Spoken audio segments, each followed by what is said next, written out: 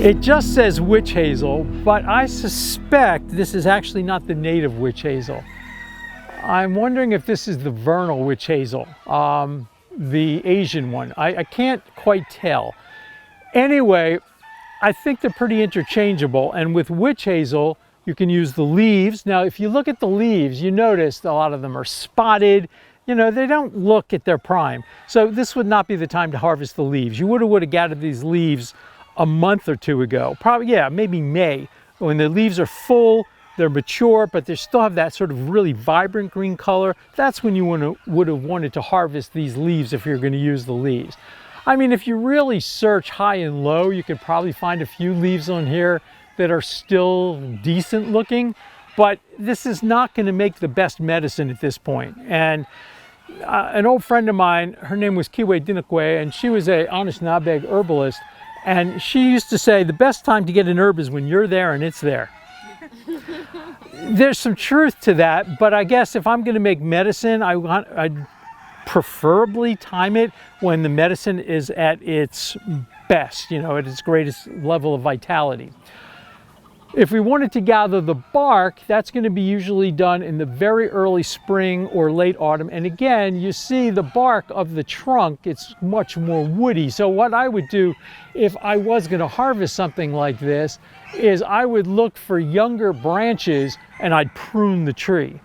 And if you do it in the springtime, early in the spring, when the sap's starting to rise, so it's going above freezing during the day, below freezing at night. So, all right, and what you do is you would take a branch, say so big, maybe that big around, trim off all the leaves and the side branches, put it down on some clean concrete, take a 2-pound hammer and go bang, bang, bang, bang, and the bark just falls off.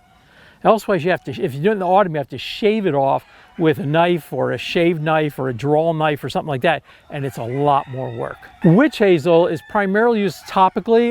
You can go to any pharmacy and get, you know, distilled witch hazel. But one of the reasons it is so popular as a vulnerary is because of that eugenol, that warming element that moves blood and enhances blood flow. So it's used topically for hemorrhoids, varicose veins, bruises, etc. It also, though, can be used internally, not the distilled witch hazel, that would be toxic internally, it's made with rubbing alcohol. All right, but the tincture can be used internally. And again, I would use it for things like, mostly things like diarrhea, short-term use, because again, lots of tannins. And so, does anybody remember, there are 3 reasons why you don't want to take a lot of tannins internally for long periods of time. Anybody remember what they are?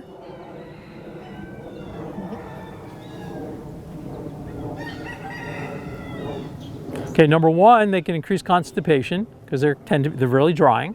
So if you have somebody with a tendency toward constipation, that could worsen it. What's the second one?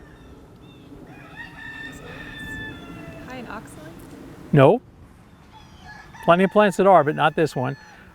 They're high in tannins, which bind minerals, especially iron. So if you have somebody who has, you know, anemia, iron deficiency anemia, having lots of tannins is going to potentially make that worse. And then thirdly, and this is more kind of theoretical, in parts of the world where they eat lots of tannins on a daily basis, like there's a part of China where they eat a lot of food stored in oak barrels that's, you know, on a like daily basis throughout much of the year, much higher levels of liver cancer. So that's a kind of a lifelong issue. That's not something that's short term, but something to be aware of.